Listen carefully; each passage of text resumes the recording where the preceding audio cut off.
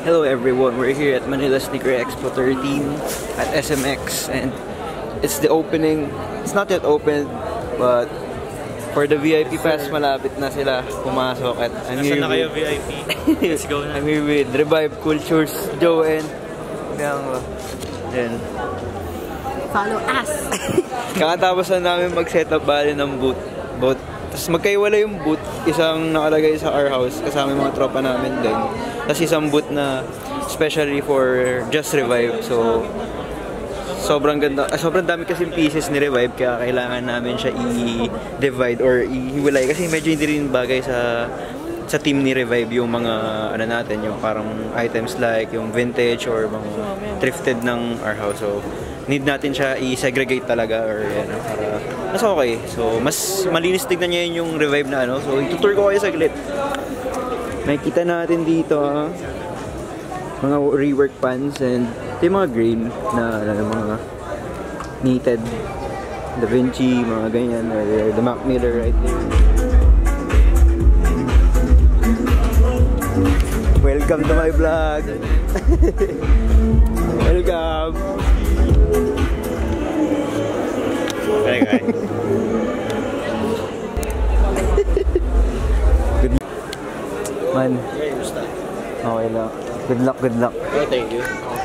Ganda ng ano niya yung sa gold. Nakita kita doon. Dapat payat kami dyan. welcome niya sila sa ano. Ha?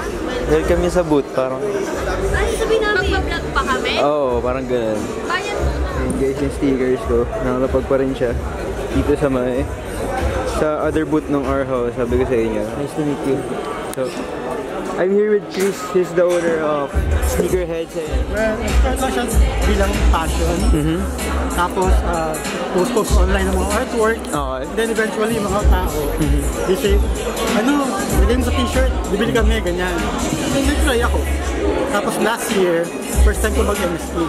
Siguro shoutout kay Ricardo Ople. Yung kanyang page group, yung 721. Doon ako nag-post. And then sila yung mga nagkikayat sa akin na gawin ko siyang merch. So, ayun sa ngayon. So, sino nagde-design ng shirt niya? Ako. Ay, ikaw. Yes. So, ano nga ang distinct art style niya eh. Yes. Parang, feel ko eto, although into hype ka ba na parang, In a way, kailangan commercialize ng konti. yun. Para bumenta. Pero eto, intake ko kasi sa style mo, parang mas may flesh out mo pa siya kapag hindi siya for yung like for parang may gusto kang sabihin na pero sinisimulan mo lang muna sa parang sa ganyan level tapos saka magre-release ng more into yourself May isang binabayas ko din ang mga artwork muna kasi tingnan ko yung reaction ng tao. Pag maganda, baka pa ito ng t-shirt. Ganon.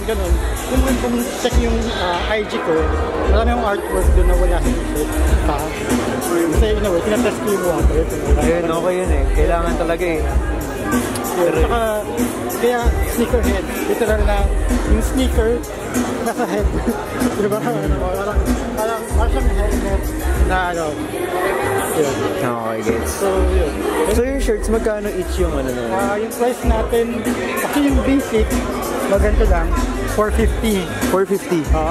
Up to to 750 yung full print. Yan. So ito yan, 750 ito yung isang daw. Gets. Kasi ito same din, 750 rin siya.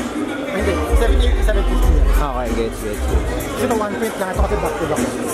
Ang cute pa naman. Ayun ba yung packaging nung Yes, for this one. The bundle ko. Ganda ng packaging ha? Yes, Maganda. Hindi na tatlo. Makuha ng Air Force One, sa Ambang Panda. So kailangan 3 pieces muna siya para ma-avail. Limited edition lang. Gets. Ganda. Yung artwork. Ganda ng concept. Kasi parang siya yung natin, di ba?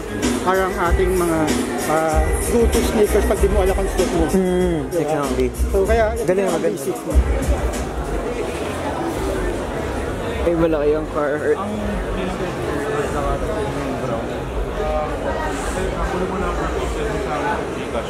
Pati delivery, babayaran ko ha?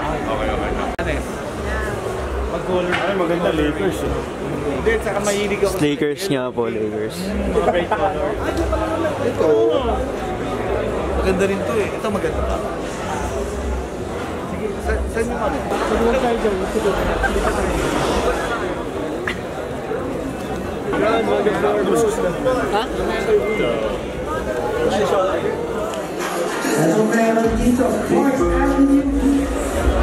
Mukha ng pagod. And support their merch here for an expression right here. They have vintage toys, collectibles, pins, anything you want to see right here. Right here. Yeah. Easy kid with the overage. Siyempre di mawala yung kay vintage junkie. Karma. Right here. Man. Hindi na nagano eh. Kamusta experience? Pagod na. Kaya sama ko si Kev, kasi ito yung nabili niya. I-interview ko ito kanina. Sneaker, anong Sneakerheads yan, solid yan. Ang ganda ng packaging T-shirts natin. for ano lang, 1,350. 1,350 yun yung tatlo. Kaya last ko na to. Bala na gano'n, reveal na rin to si Kev eh. Puro t-shirt ang hanap namin. Nag-rotate ko lang. Dami ng tao, kanina yung VIP pa lang.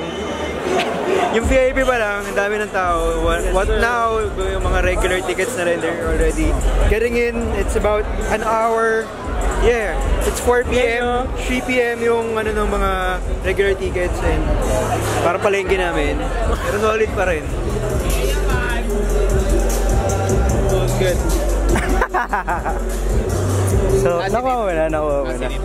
Wala pa, hindi ko pa nakikita eh. I'm here with my friend, straight out of Canada. Went home and he's buying. Ayoko ka lang kabilag ako. Ano? Vlog to. Dali, free ka kahit rin sabihin mo, okay lang para. Pre, pa-picture. Gusto mo magpa-picture sa mga natin yung reps. Asinit. Ano? Asinit. Wala, hindi ko alam.